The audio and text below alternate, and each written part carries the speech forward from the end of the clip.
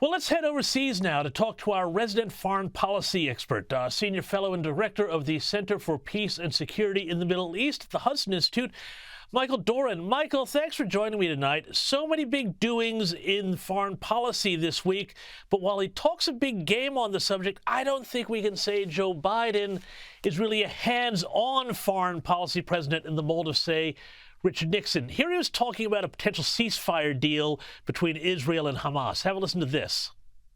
Can you give us a sense of when you think that ceasefire will start, sir? Well, I hope by the beginning of the weekend. I mean, the end of the weekend. At least my national security advisor tells me that we're close. We're close. It's not done yet. And my hope is by next Monday, we'll have a ceasefire. Yeah, so he's just hearing things from his national security advisor, and now he's walking it back. Hope springs eternal.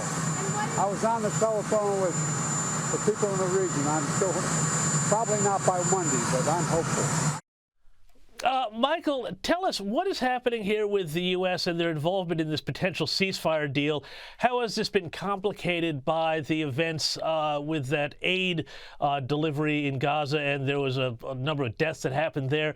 And is Joe Biden just not on the ball in terms of actually being hands-on with trying to sculpt some sort of peace deal in the way the previous U.S. presidents have during previous crises in the Middle East? Well, James, thanks for having me.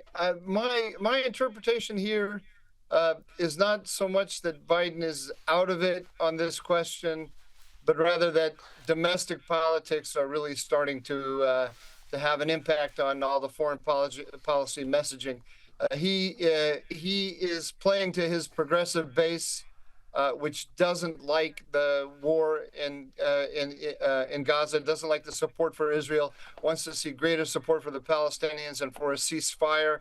And so he's eager to show that he's pushing for a ceasefire and focused on that. That's just the domestic politics speaking there. And I mean, how much of this then has to do with states like Michigan? We saw a fascinating thing happen in Michigan, which has a large Arab American population earlier this week. Their uncommitted vote, though, and there was a big push to have an uncommitted vote by Democrats to say, hey, we're not happy with you. That barely increased from the last time a Democrat president was running for election again in 2012 to 2024, from 10.69% last time to just 13%. How much is this issue electorally going to move the needle, though? I mean, even despite those concerns. I think it's a very serious issue for for Biden. What he's afraid of, it can come down to the politics in this country as well as I do, or better. And it can come down to a very small number of votes in key states. And they're very concerned that in Wayne County, which has a large Arab American population, that a lot of the voters won't even come to the polls in November. That's what when they see those uncommitted ones in the primaries, that's what they're worried about. They want to make sure that they get out the vote in November. And so Biden is playing to them. There's no doubt about it in my mind.